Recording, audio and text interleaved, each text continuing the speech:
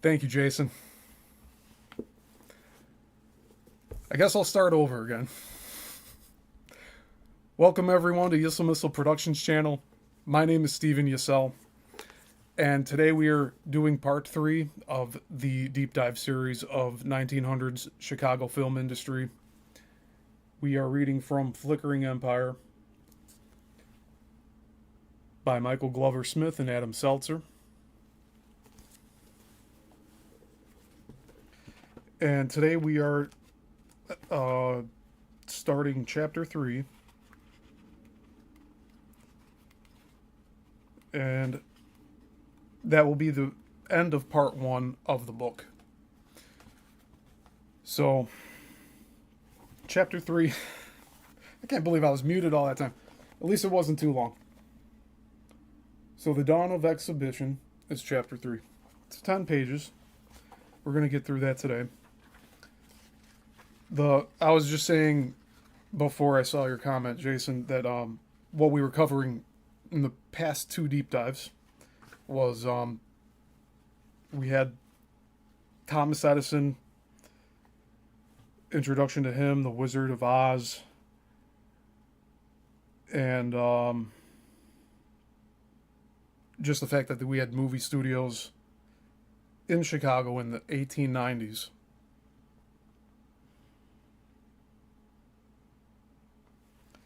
But I don't want to ad-lib too much here. I don't want to give any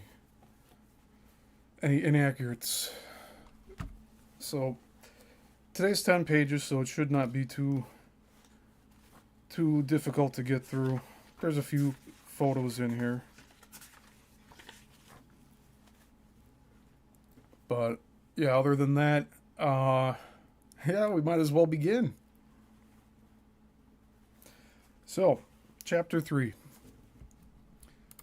Firstly, let's get our slideshow up.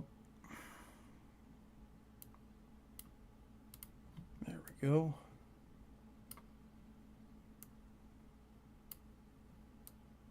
And this is just to give you something to look at while I am reading.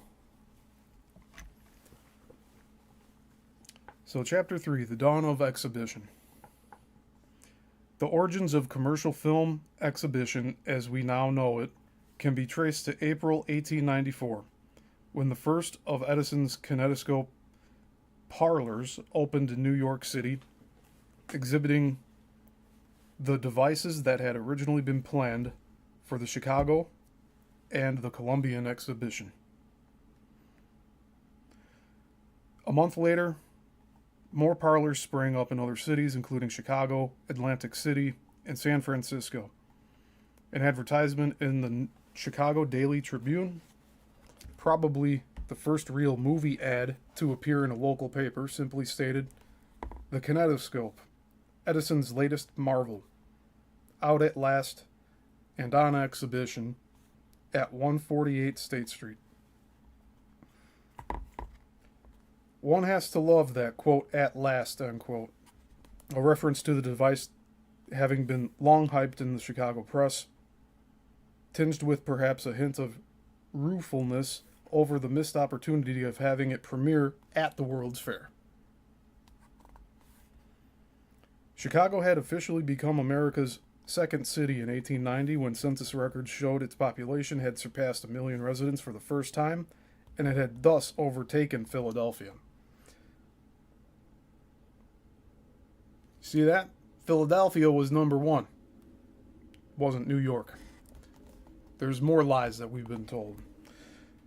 This growth was in part due to Chicago's annexation of surrounding townships throughout the city's most densely populated neighborhood, remained the downtown business district known as The Loop, an area bounded today by Adams Avenue, Lake Street, Wabash Avenue, and Wells Street.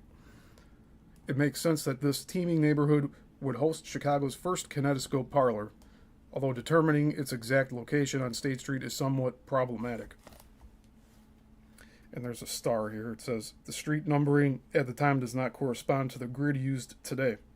Street numbers then were loosely based on a location's proximity to the Chicago River.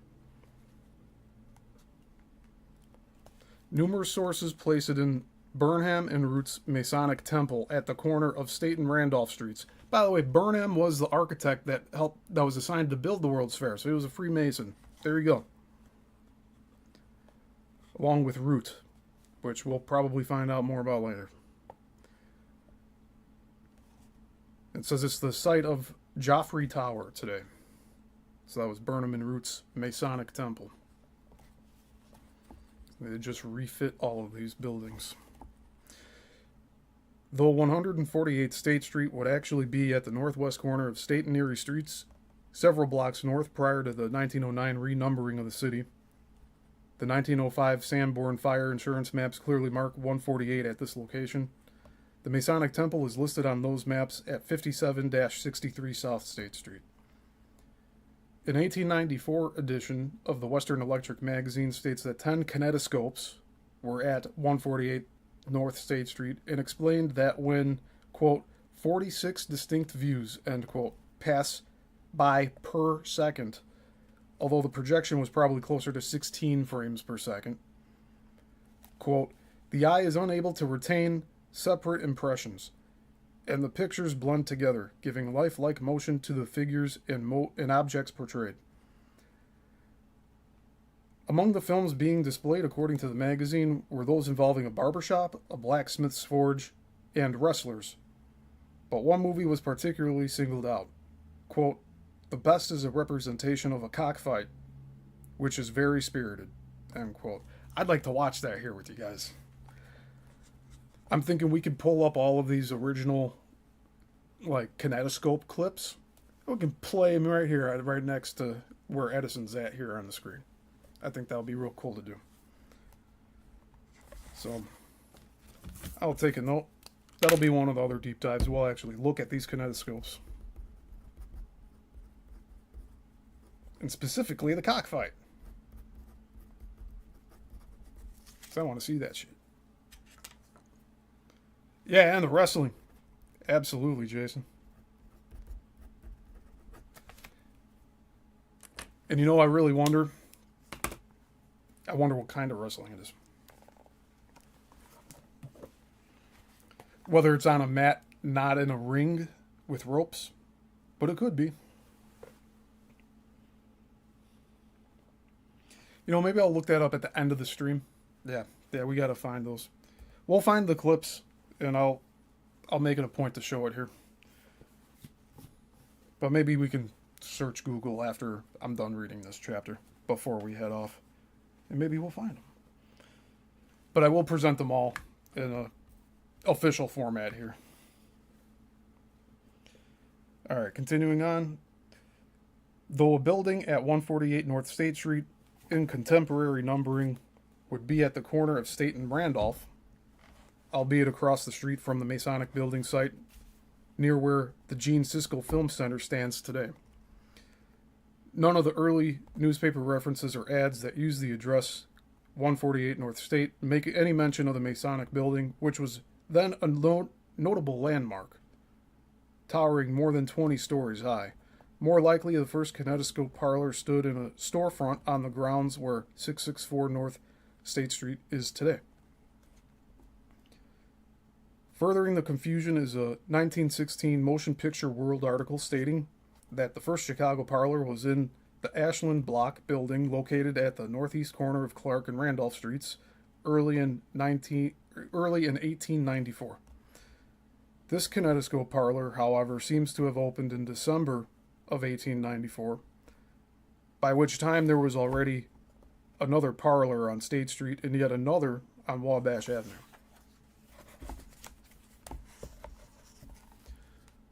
Whenever on State Street it stood, the first parlor, or wherever on State Street it stood, the first parlor predictably made a fortune, but showing movies to one person at a time had obvious limitations, and Edison's movies were generally mere, quote, proof of concept, unquote, devices that simply showed pictures that could indeed move. These early novelty movies, what film historian Tom Gunning has usefully dubbed the, quote, cinema of attractions, end quote, were all less than a minute long, the length of an average roll of film at the time, and they typically consisted of a single, unedited shot. Edison's cinematographers would point their kinetograph cameras at a given subject and crank the cameras by hand until the film simply ran out. The mostly non-narrative movies that resulted consisted of whatever was happening in front of the cameras during the 30-odd seconds it took to do this. So we're going to look up also that search term here, cinema of attractions.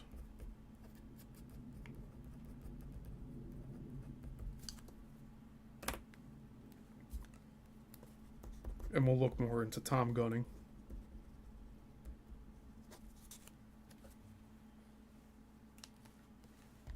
All right, continuing on.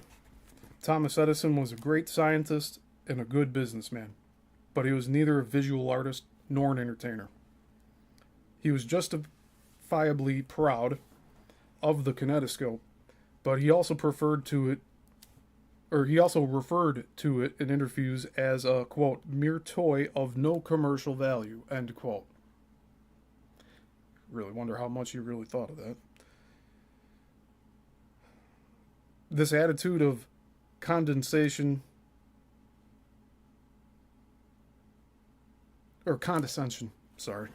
This attitude of condescension is arguably reflected in the films themselves, which show a marked lack of rigor on the part of the filmmakers.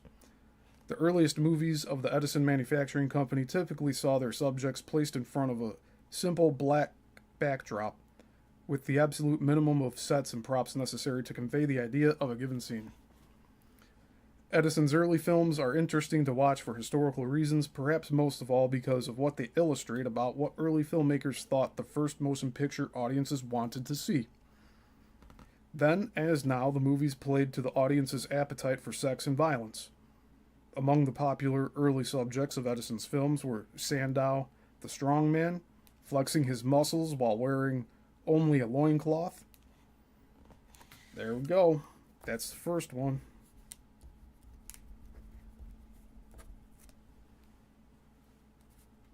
Sandow the strongman.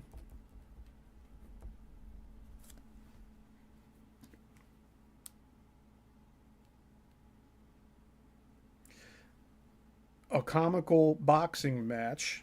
So that's another one.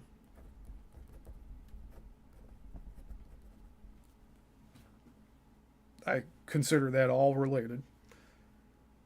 Theatrical actors John C. Rice and May Irwin kissing. The first ever screen kiss. And the aforementioned film of two men pretending to gamble while observing a real cockfight. That's actually pretty cool. I like that. The fact that there's men like gambling. Like it adds another element to it than just them sitting that camera up in front of them. Then there is the matter of 1897's Seminary Girls, a movie about schoolgirls in nightgowns hitting one another with pillows. A description from a motion picture catalog of the period indicates that the film's distributors were fully aware of the titillating appeal. Quote, a most amusing and lifelike scene in which a number of young ladies clad in their night robes are seen engaged in a midnight frolic, starting in smoking cigarettes, drinking tonic, and ending in a pillow fight. They are suddenly interrupted by the principal appearing on the scene with a candle in hand. When a general stampede occurs, one girl being very conspicuous in her frantic efforts to get under the bed and thus escape the wrath of the school marm, but the scene ends in the young lady being caught, pulled from under the bed, and punished. How do you get all that done in a minute? It looks innocent by today's standards, but yes, it is still a movie about Catholic schoolgirls gone wild. And it says it was directed by James H. White. There's a still here. And it's pretty much exactly what I imagined it would look like.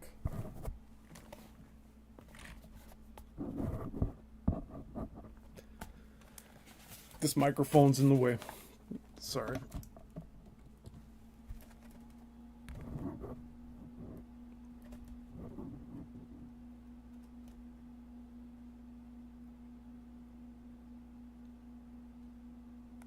So if that was a 30-minute scene, then they smoked a cigarette, they drank, they had a pillow fight, they got caught, and they tried to hide under a bed, and then also got caught from that. And that's all within a minute. That's a lot.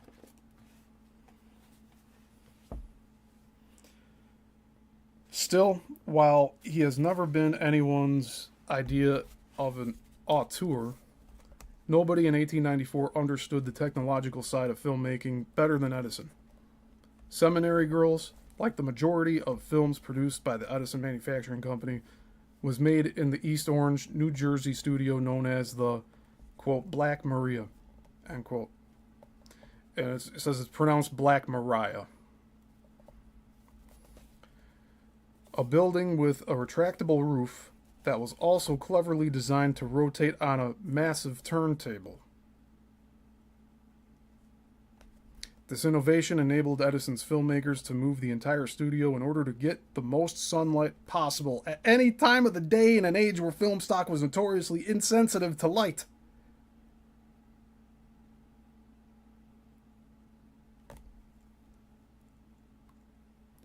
He moved his film studio to the to the sun in the sky. That's pretty incredible. Also impressive at this time was Edison's understanding of the vital importance that marrying image and sound would eventually hold for the future of the motion picture medium, and the problems that imperfect synchronization between the two could potentially pose. So I'm thinking that Edison actually was planning about the audio and sound coming together, and that's why he said, "Oh, this little picture thing is just a toy," because he had plans about combining audio to it. It's just a thought with that. In 1894, Chicago Daily Tribune article states, quote, "Mr. Edison says his purpose is to combine the phonograph and kinetoscope so that the ear and eye shall both be entertained. This he could easily do with present appliances if were it not for the difficulty of making the phonograph and kinetograph jibe exactly in point of time. Mr. Edison will not take any chances of being made ridiculous by a combination of kinetoscope and phonograph which may get out of harmony. He hopes to photograph the hands of an expert pianist and to have the phonograph so accurately adjusted to the kinetoscope that when the pictured fingers touch the pictured keys, the phonograph will give forth the proper notes at the exact instant.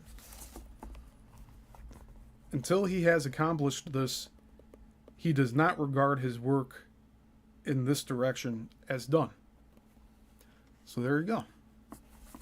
That was his goal, to get sound and visual to be combined as a presentable format. Thomas Edison's ingenuity and foresight into methods of motion picture production, however, did not also extend to their exhibition. Exhibitors were clamoring for a way to show the movies to more than one person at a time. The financial benefit of being able to show one film to many people rather than a single viewer was obvious. Edison, however, resisted. The kinetoscopes had become surefire moneymakers, and he believed that implementing a system of large-scale projection would render his profitable machines obsolete. Around the world, though, innovations were happening in spite of him. As had happened with alternating current, Edison's insistence on sticking to his original concept for as long as it could make money would allow others the chance to leave him in the dust. On the other side of the Atlantic, Claude Antoine Lumière, the recently retired owner of a photographic firm, returned from a trip to Paris to his hometown of Lyons. Claude Antoine told his inventor sons, Auguste and Louis, of a wondrous new invention that he had seen, the kinetoscope.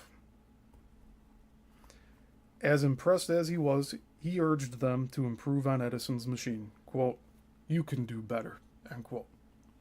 He said, quote, "Try to get that image out of the box," end quote. Very soon, they did. Film historians often cite December 26th, 1895, when the Lumière brothers gave the first public presentation in Paris of their invention, the cinematography. It has an E at the end. Cinematograph. Cinematograph. Yeah. A combination movie camera, printer, and projector as the true birth of the movies. This presentation is believed to be the first time 35mm projection occurred before a paying public, as opposed to the movies that had previously been seen only on peep show machines like the kinetoscope or as Muybridge-style slideshows. The German inventor Max Skladanowski did publicly premiere a motion picture projector on November 1st, 1895, but his machine alternated between projecting two different strips of 54mm film. It was a more cumbersome and less effective device than the cinematograph. It's tough to say. And therefore exerted no real influence on the developing cinema.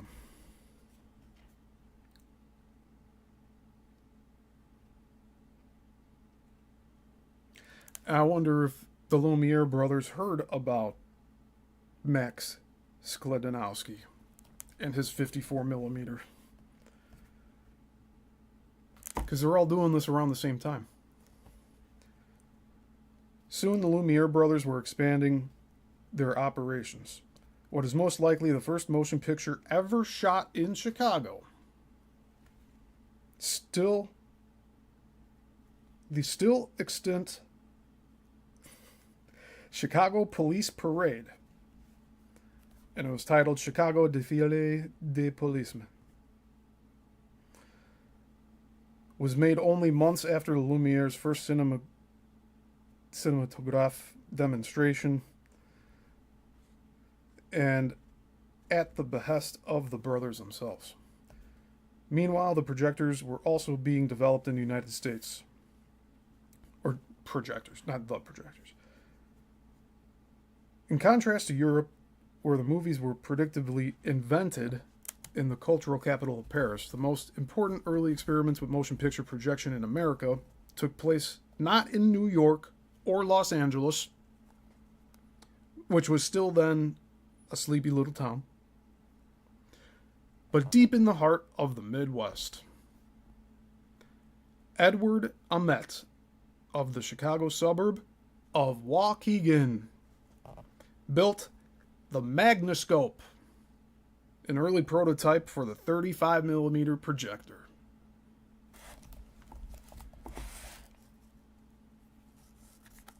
How do we get a Waukegan native to invent the film industry, huh?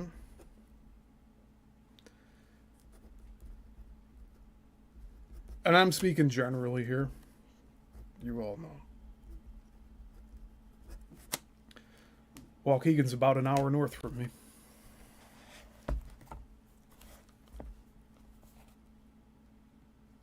If Ahmet's and George Spore's later claims can be trusted, their earliest experiments with projecting 35 millimeter movies in the suburbs of Chicago occurred in 1894 and would have predated the Lumiere brothers' similar and far more famous exhibition in Paris by a full year. Having been I'm talking a lot like Sean Connery lately. Fascinating.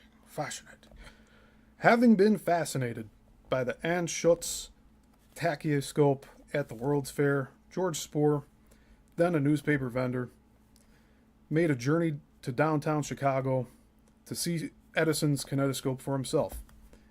In an amusing anecdote that may be apocryphal, I don't even know how, I'm not sure how to pronounce this one. Apocryphal. Spore claimed that while he was leaning over and peering into the slot to watch the moving pictures of The Kiss, The Strong Man, and The Cockfight, someone picked his pocket. In his anger and frustration, it occurred to him that there had to be a better, safer way to exhibit motion pictures. If they were projected onto a large screen, not only would spectators be left in a less vulnerable position than they were while looking into a hole and turning the crank, but the films could be exhibited to many people at once, not just one at a time. All of these rapid advances in film production and the production technology were providing a major headache for Thomas Edison, whose scientific and business interests were already scattered far and wide. In April 1895, W.K.L.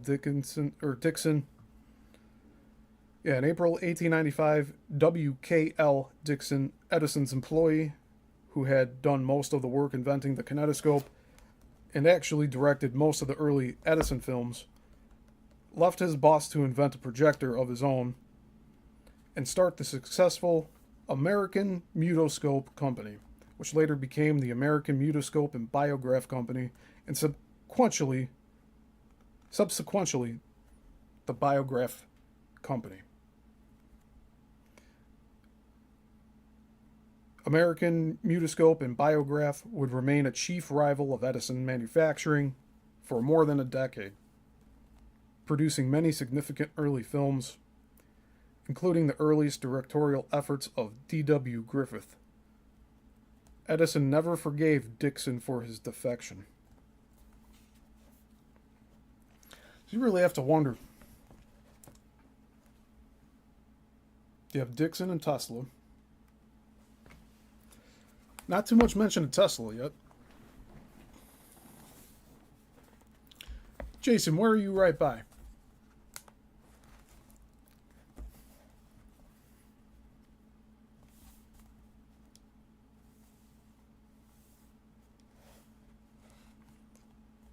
Alright, continuing on.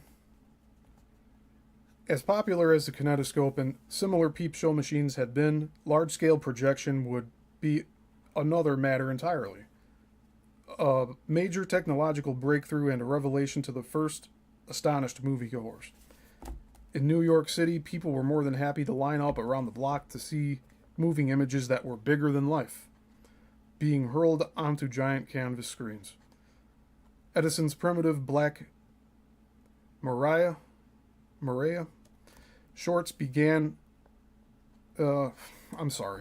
Edison's primitive black Maria shorts of Eugene Sandow posing and his employee Fred Ott sneezing from 1894 and 1895 no longer seemed nearly as impressive. Big screens demanded bigger, more eye-filling images. While Edison stalled on inventing his own projector, he saw the Lumiere brothers' cinematograph take the world by storm. In 1897, Edison eventually caved, licensing his name to and taking the credit for the phantoscope, Phantoscope, a projector that had been co-invented by Charles Jenkins and Thomas Armat, but was promptly renamed Edison's Vitascope after Edison bought the patent. Having failed to secure an international patent on the kinetoscope, Edison vowed never to make the same mistake again, and patented his new device, ostensibly forcing anyone who wanted to show motion pictures projected onto a screen to pay him a royalty. Since everyone thought of Edison as the father of movies anyway, the public had no objection. Indeed, most people did not believe that projected movies had truly arrived until Edison's device hit the market. Many exhibitors had even held off on buying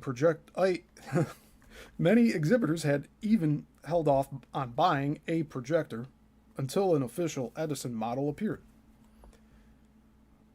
Before motion picture projection had ever occurred in Chicago proper, Edward Ahmet's experiments had all taken place in the suburbs.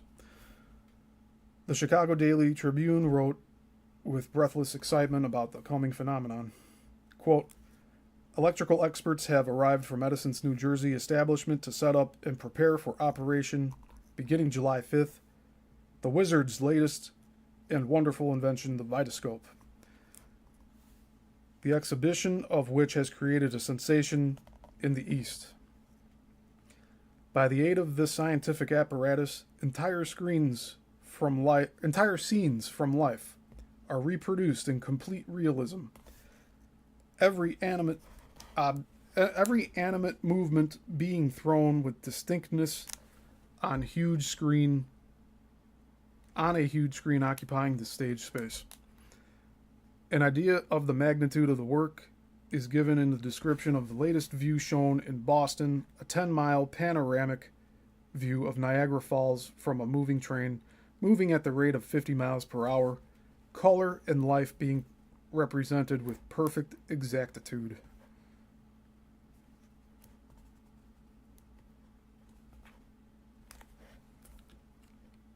So I'm taking a note on that.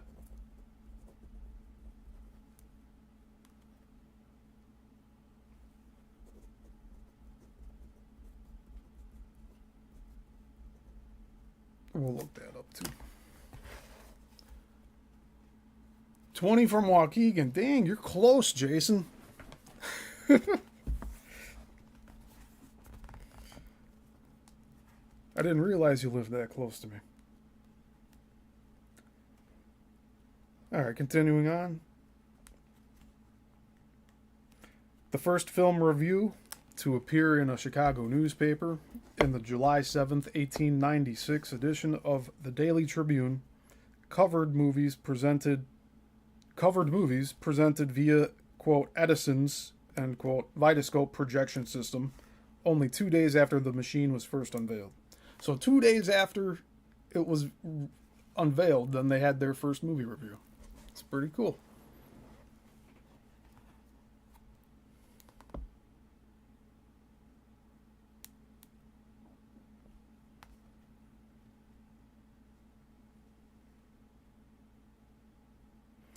Under the heading, quote, amusements, end quote, the following item appeared alongside the reviews of stage plays, operas, assorted vaudeville shows, and even carnival-style freak shows, e.g. The Young Man from San Francisco, whose hands span 13 inches across.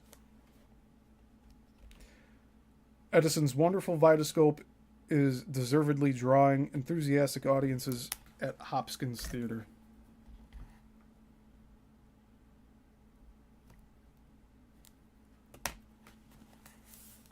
It is a decidedly novel and popular innovation. The scenes thrown upon the canvas include the serpentine dance of Annabelle and her famous wink, a sensational rescue by firemen, the march in the first act of a, quote, milk white flag, end quote, and a vivid reproduction of the ludicrous kissing scene between May Irwin and John C. Rice in, quote, The Widow Jones, end quote. Or that, I mean, those quotes are like the movie titles. So we got the 13-inch hands. We have Annabelle.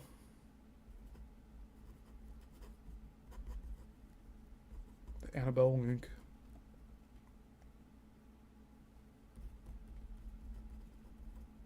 We got firemen. And then we got the titles Milk White Flag,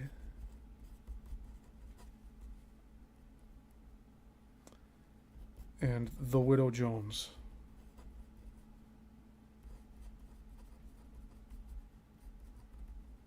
And The Widow Jones is the first kiss. Alright, continuing on. Meanwhile, the possibility of motion pictures achieving instantaneous, widespread distribution meant that the world was rapidly becoming a smaller place. The popularity and financial success of the cinematograph led the Lumiere brothers to dispatch cameramen all over the world so that movie audiences could see, for the first time ever, real-time moving images of how people from different countries and cultures lived, worked, and played. Made in September 1896, the aptly titled Chicago Police Parade, Lumiere you know what? I have all the Lumiere. I have everything Lumiere. I should probably show some of that today. Yeah, you know what? I'll dig that out. I'll dig that out after I'm done with the chapter here. And I'll take a quick break with some music here playing. And then I'll come back here and we'll look at the Lumiere stuff. I think that'll be real cool today. And then if I can find anything else on YouTube with all that stuff, with the first, I guess those first 30-second clips, we'll find those for another time. But if we can find a few of them for today, we'll do that too. All right, continuing on.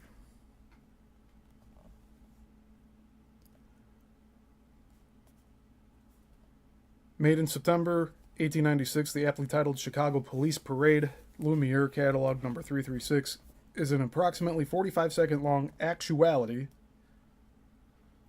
And it says here the term documentary did not exist yet. We're working on the actuality. We're working on the actuality. We're working on the actuality. Of 144 Chicago police officers walking down a wide street and past a stationary camera. The officers are formally dressed and carrying billy clubs. Amusingly, it appears that all but approximately 3 of the officers are sporting large mustaches. Nice. Bringing up the rear of the parade is a horse-drawn carriage. As with other Lumiere productions of the period, including their masterpiece, Arrival of a Train at La Ciotat, and I'm not going to try to pronounce that in French. The camera is positioned at an oblique angle so that the policemen appear to be walking diagonally from the rear of the frame to the front. This perspective puts greater emphasis on the depth of field of the image, with a clear demarcation of background, middle ground, and foreground, and also serves as a good example of just how well composed the Lumiere brothers' first films actually were, especially in contrast to the relatively flat-looking films being produced concurrently by Edison. Hey! So Edison was just a big old businessman that didn't want to have profits lost. And so he sabotaged other people's projects. Interesting. But, I don't know. I gotta stop saying that. Okay. So we got a photograph here. It says Chicago Police Parade. So this is a still from that. And you can tell they're all wearing mustaches there. All sporting them.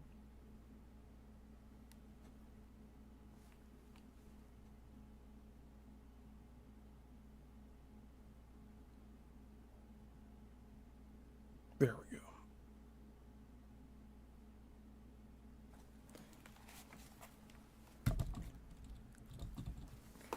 So I really do think that I have all of the Lumiere brothers. At least all their early stuff. So I will try digging that out before we end here today. We only got 3 pages left. No more pictures. Alright, let's power through this. And then I will do my little digging for my hard drive in the back here. And I'll play some music and pictures while that happens. And we'll come right back. But yeah, let's finish this chapter here. Chicago Police Parade was not, however, made by either of the brothers themselves, but was instead created by one of their favorite cinematographers, a Frenchman of Italian descent named Alexandre Promio, whom the Chicago Post described in 1896 as having, quote, the reputation of being the greatest scientific photographer in all Europe, end quote. And it also says this exchange took place in England in 1909, a good indication of how widespread and for how long the belief was held that motion pictures were no more than a flash-in-the-pan novelty.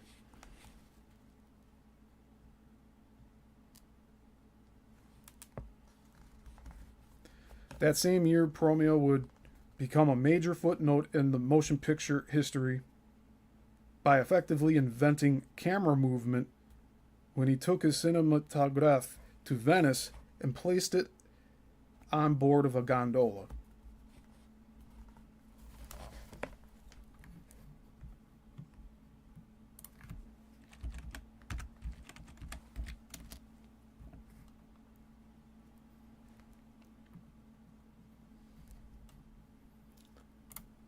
And for those of you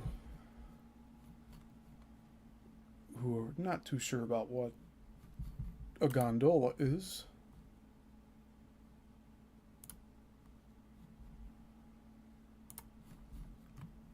I'll just try to bring up a photo of one here.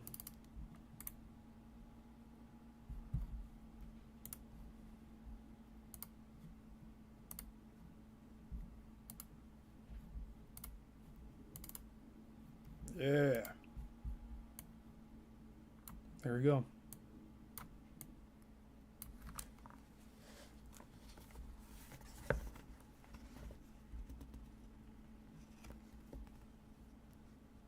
He invented camera movement when he took his cinematograph to Venice and placed it on board one of these.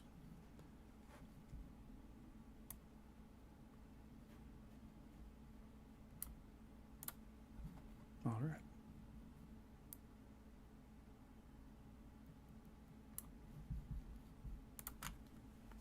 The popularity of the movies and the attendant good publicity they could generate was not lost on Chicago City Hall, which had readily agreed to Promio's request to hold a fake police parade by Lake Michigan. A notice to the Daily Tribune in October of 1896 covered the production of Chicago Police Parade. Quote, M. Promio induced Assistant Chief Ross to marshal 600 policemen on the front lake, and while they were going through a drill, the Frenchmen took some 6,000 or 8,000 photographs of them. He also took 2 or 3 street scenes, including the Ferris wheel. The photographs will be sent to Paris, where they will be prepared for the cinematograph in a few weeks and will be seen in Chicago. So first, I want to do the math on this. Let's just round up. Let's say he did 8,000 photographs, and they're talking like that because he's doing 16 frames of photos per second.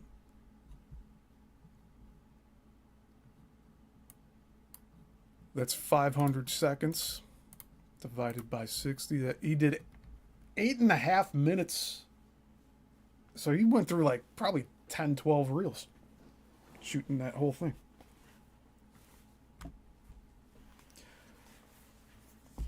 Unfortunately, the additional footage shot by Promio in Chicago tantalizingly referred to in the Daily Tribune article no longer seems to exist. That sucks. Assuming that prints were ever made in the first place. Later ads for cinematograph exhibitions include references to Police Parade, one of which, dating from 1897, also refers to a movie intriguingly titled Life on State Street, though this may have been another title for a recent Edison film.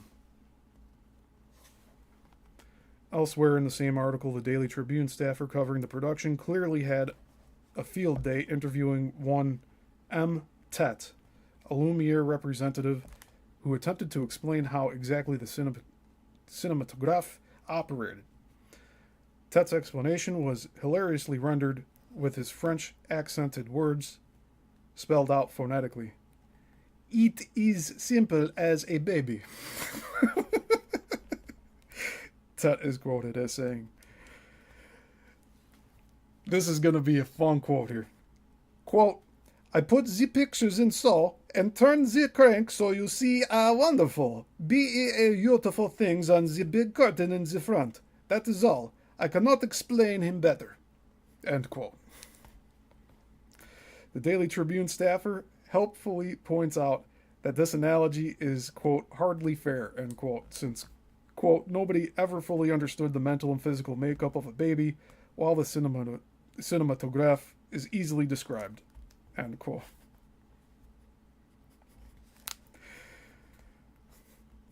There's the well actually, people. The most significant extent. Well,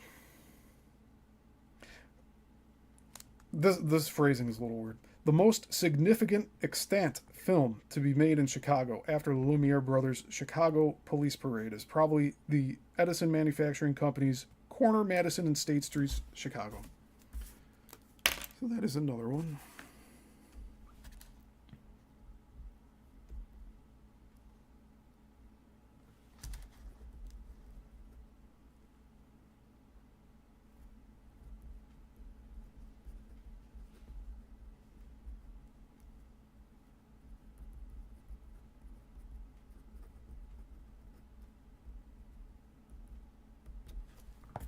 My apologies on the dead air here. Okay. The most significant, yeah, we just read that. Made only 1 year after the Lumiere's pioneering effort, the Edison film, copyrighted in July of 1897, is a 50-foot long one-shot actuality that depicts exactly what the title states. Like most of, quote, Edison's movies, unquote, however, the inventor's favorite director-cinematographer team of James H. White and William Heiss actually made Corner, Madison, and State Street, Chicago. Although White and Heiss had both been prolific in the motion picture business since the pre-projection days of 1890, it does not appear that their technique had much improved in the intervening 7 years. When viewed alongside Chicago Police Parade, with its incredible use of depth of field and impeccably composed diagonal lines, Corner and Madison State Streets, Chicago offers an object lesson in the difference between Thomas Edison and the Lumiere brothers, i.e. the difference between approaching movies as a business versus approaching them as an art.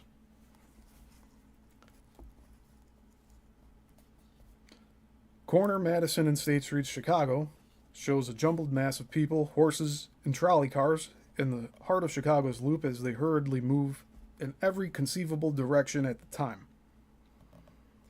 Some of the subjects are carrying large placards that advertise, quote, boating, end quote, and, quote, electric pool, end quote. Just as Chicago Police Parade is of interest because it proves that 99% of all Chicago police officers had mustaches in the late 19th century, so too is Corner, Madison, and State Street, Chicago of interest because it proves that 100% of all Chicago civilians, including women, wore hats.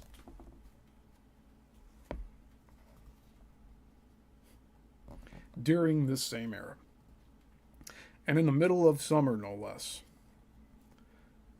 In terms of visual style, it appears that White and Heiss have taken little care with the composition of the image, which looks particularly chaotic when compared to the clean lines and artful compositions associated with the Lumieres.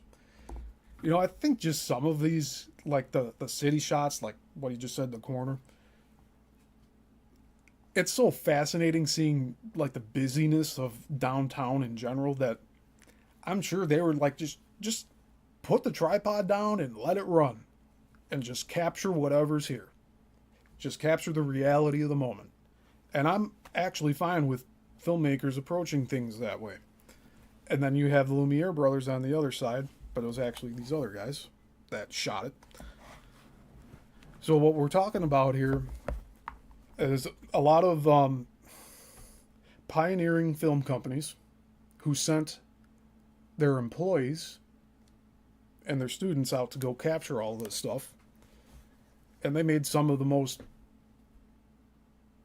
groundbreaking films at the time, which I think is pretty damn cool.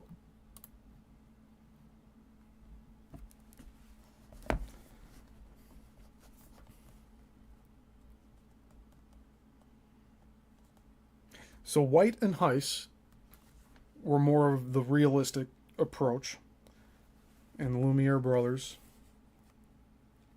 and Promio in particular, because Promio is the one that got it for the Lumiere brothers for the Chicago Police Parade. Promio was more about the visual art of everything instead of just plopping a camera down and capturing whatever's going on. You get to that angle, and then you create that depth of field, and then that changed everything, apparently. So that's pretty cool.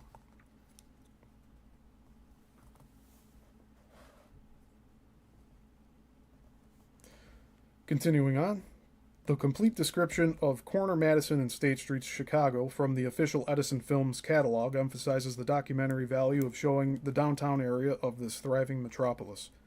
Quote, the busiest corner in Chicago. Cable cars and street traffic of all descriptions. Hundreds of shoppers. Fine perspective view looking north toward the Masonic Temple. 50 feet. $7.50. End quote. Andrew Erish, E-R-I-S-H, in his excellent biography, Colonel William N. Seelig, the man who invented Hollywood, claims that Corner Madison and State Street, Chicago was a William Selig film that Edison pirated and copyrighted as his own.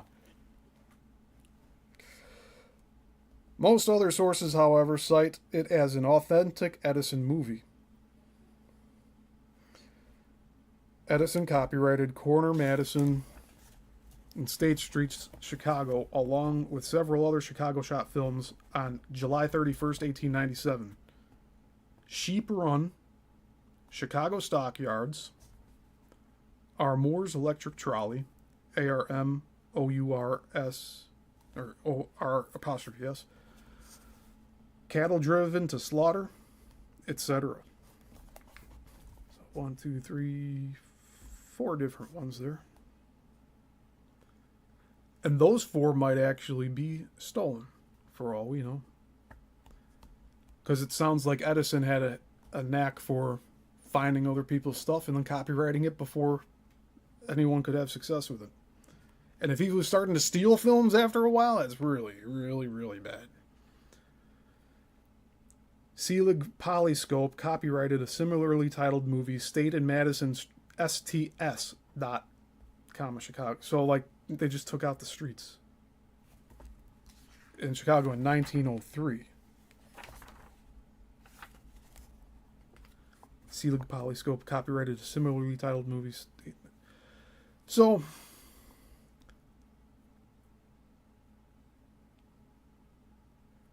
Edison copyrighted it in 1897. Why did Selig wait 6 years to apply for the copyright? That makes no sense. I would say that Edison did, in fact, have one of his employees shoot that Chicago street scene. Because if it was the busiest corner in Chicago, I'm sure a lot of people noticed that. And if Selig Polyscope really made that movie before Edison,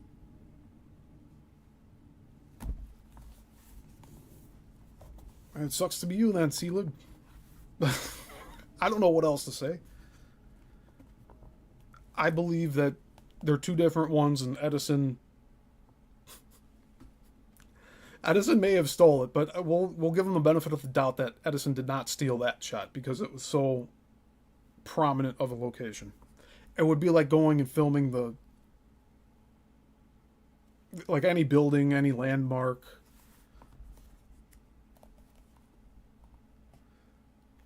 All right, and finishing up here, we got a few more paragraphs, and we're done with chapter 3 here. Although it was around this time that Colonel William Selig explicitly copied the Lumiere's cinematograph design in order to get into the motion picture business for himself, he seemed to be almost alone in understanding the far-reaching possibilities of the new medium. Founded in 1896, the Selig Polyscope Company would be the first movie studio in Chicago and eventually the largest one in the country. When asked by a journalist if he thought that the motion picture had, quote, come to stay, end quote, Selig responded with unbridled enthusiasm, quote, come to stay, end quote, he exclaimed with an exclamation point.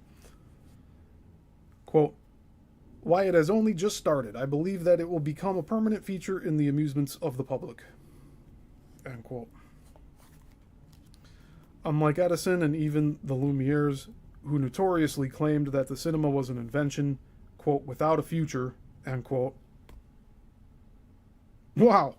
Both of them thought that it wouldn't last. The Lumieres and Edison. Wow. Colonel Selig was gambling big on the movies. It was a gamble that would soon pay off. In a few years' time, he would be referred to as, quote, the man who invented Hollywood. Although the projection of moving images had first occurred with Muybridge and Anschutz at the Columbian Exhibition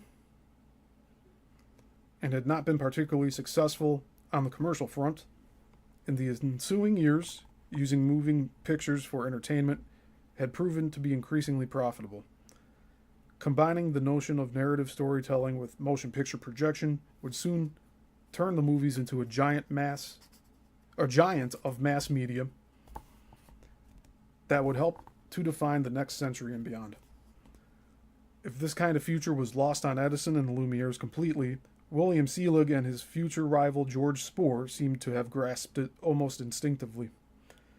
Setting up shop in Chicago, a city large enough and with enough ambition that it could handle a new industry and provide all the opportunities and advantages necessary for inventions, innovations, and of course paying audiences for products, both men then went to work.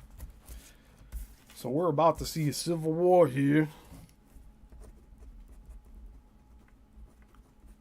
William Selig, which if we look at his early life, I think we'll know. And then George Spohr. See, these guys are all Freemasons, and they're all connected to the same stuff all the time. What's up with that?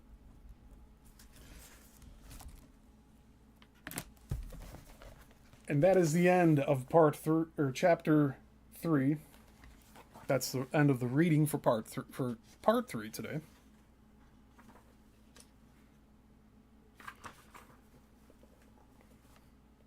Chapter 4 next week.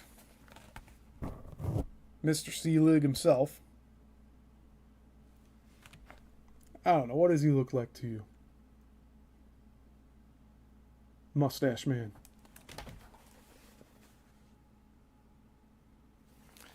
Oh, you know what? He looks like a chill guy. Look at this.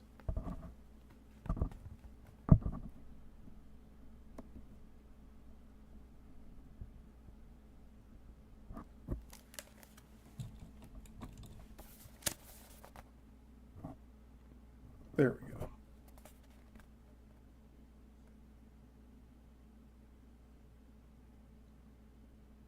Imagine meeting that guy in the street. Oh, yes. Moving pictures. Yes. Very cool.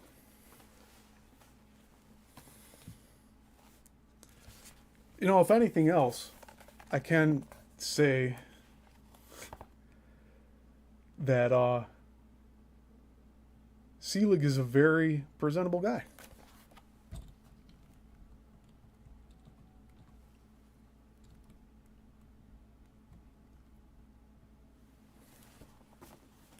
Okay, so chapter 4 is going to be all about Colonel William Selig and his first film studio here in Chicago.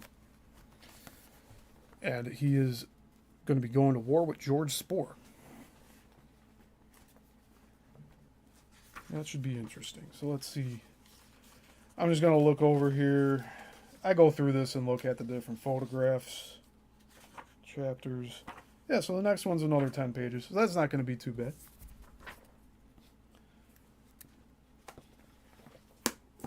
But that's that. If you want to get this book, it's on Amazon. It's both in hardcover and paperback. I have the hardcover, but paperback is a lot cheaper. Save about $50 on that. And I do want to try experimenting here with finding the Lumiere Brothers stuff and coming back. So how does that sound? We do a break. I go find that footage, and then we look at a few of these Lumiere projects. It's either I do that now, or I save that for next week. But I want to show at least one clip today, so we'll do that. We'll see. So let me get this going. I gotta bring up the audio here. So I have this like royalty-free music.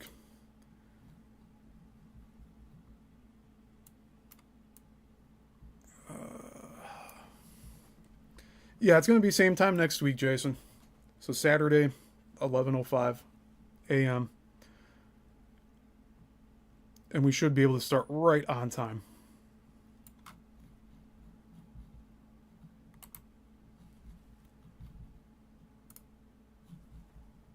Yeah, I'm just going through all my project notes here.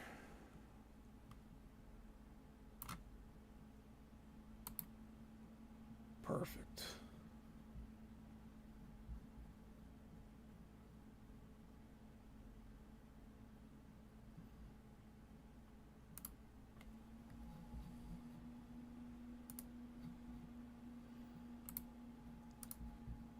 Okay, so I'm gonna go off for just a short break, and I'm gonna get my hard drive that has the Lumiere brothers on it.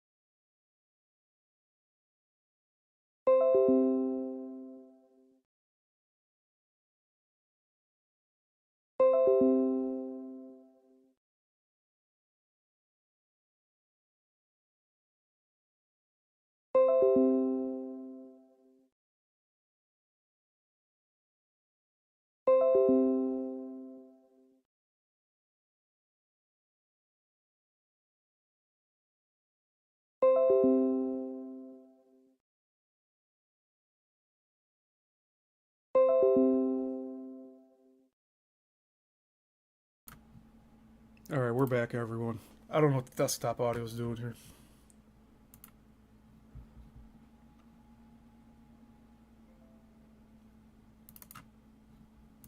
Okay, so I believe. Wow.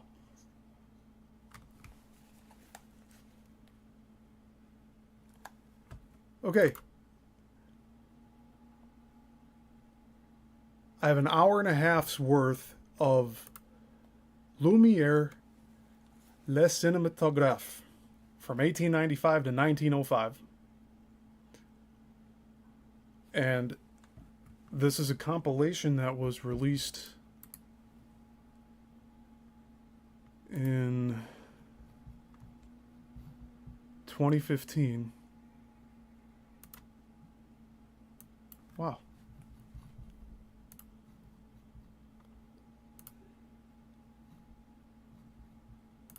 Yeah, and all of these are silent films, so it's really nothing. Unless they had a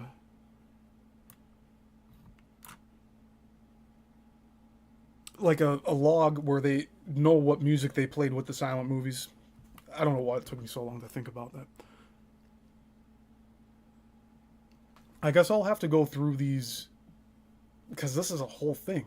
It's a 2015 remaster in 1080p. 10 years of the Lumiere brothers. So we'll probably see these films, these shorts that we just talked about in today's.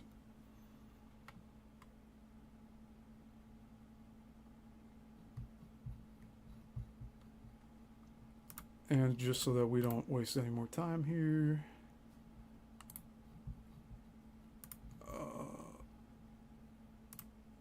I'll give you guys a quick view of this, and then we will get into much more detail with this later. I just want to give you a sneak peek.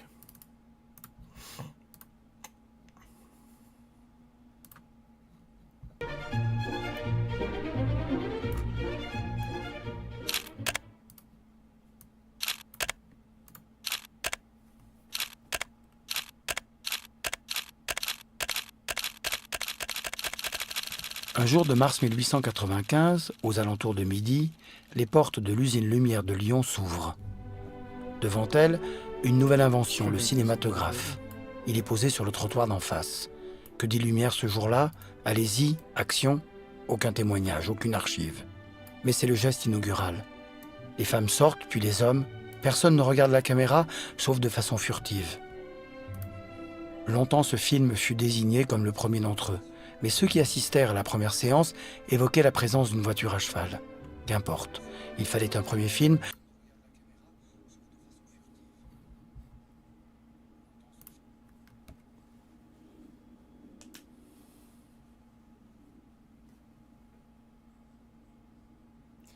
This looks like a factory letting everyone out for the day from work.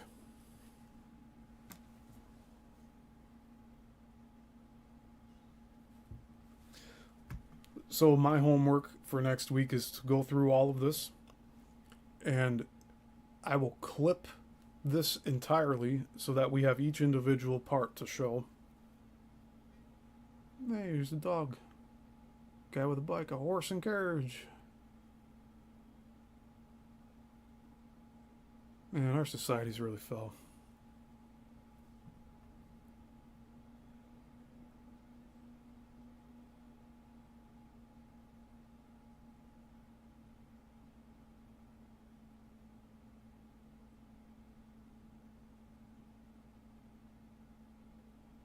This looks really good. I think this is 35 mil.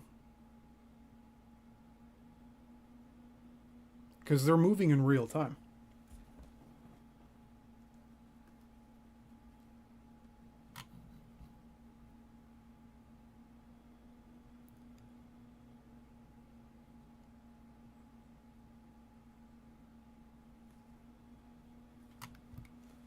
And that's them getting off the ship. So we actually read about this short a few chapters ago.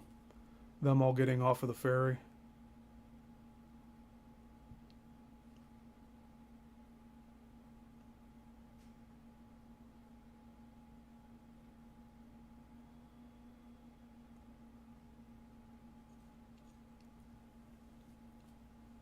The guy with the... Howdy.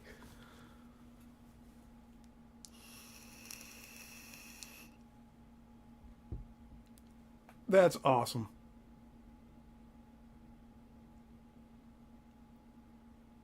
We're looking at a 140-year-old film here.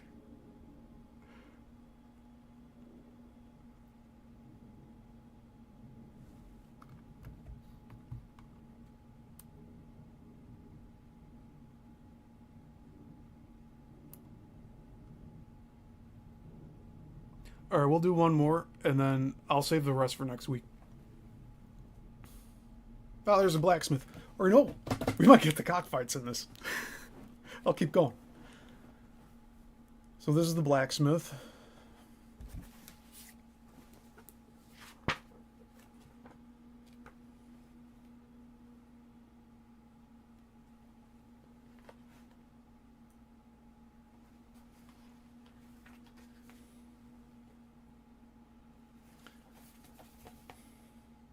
I wonder if the seminary girl's short is in this too. It should be. I'm glad they were able to save a lot of this. Most films are all lost to time. There, watering your garden. The smock on.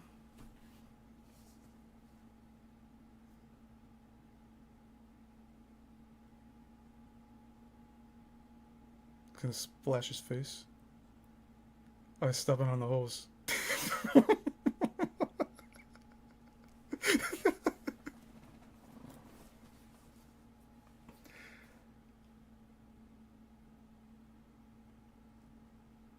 Just spanking him.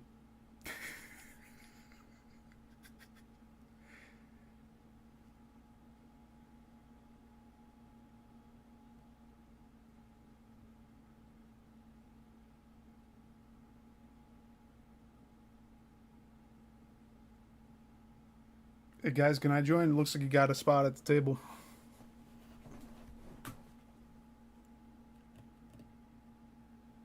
Yes. What's that device you have, Steve? Don't worry about it. Don't worry about it. I'm just the same as yours. Same as yours.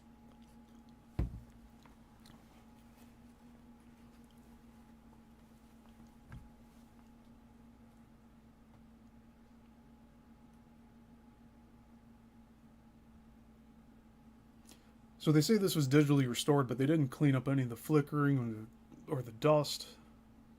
I've seen this one before. I've seen a lot of these before, actually, but this one is very prominent. And I believe there was a colorization that was made of this. Yeah, it's on YouTube somewhere. But this is a great shot. And again, on an angle like the police parade, where you get all that depth of field there.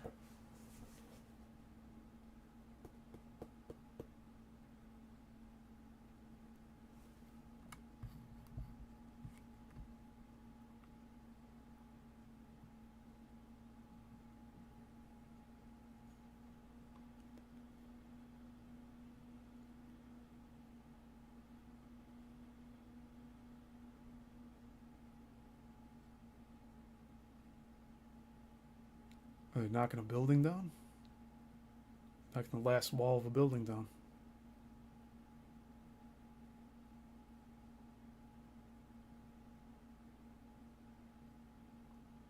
Maybe the other side's still there.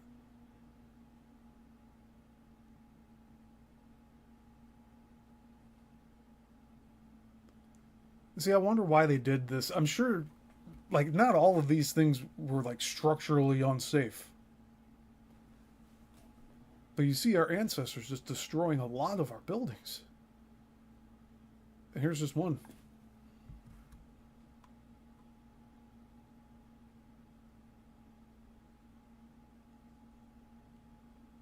Well, what are they playing it backwards for?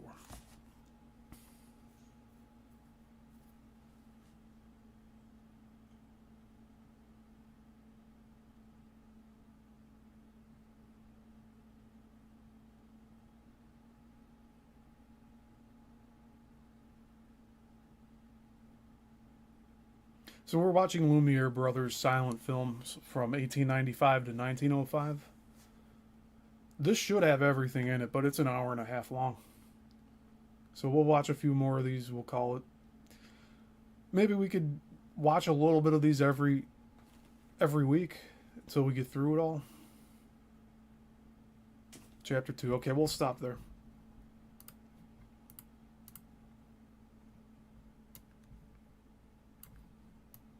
Okay, everyone. Thank you for being here. I appreciate it. And my apologies for taking 3 weeks, but editing program issues have been resolved, and it was within the last half hour before I went live today. So next week, chapter 4, part 2 of the book, part 4 of this deep dive series. And yeah, we're making some good progress. I feel more familiar with Edison, the Lumiere brothers, and I have to look at what that Selig guy. William Selig. Okay, everyone. That is it for today. Tomorrow I will be doing another live, but it'll be a general live for me to talk about this channel and just everything that I've been doing, just so that I don't muddy up all the other deep dives with giving updates about what's been going on. So tomorrow will be an update for the channel.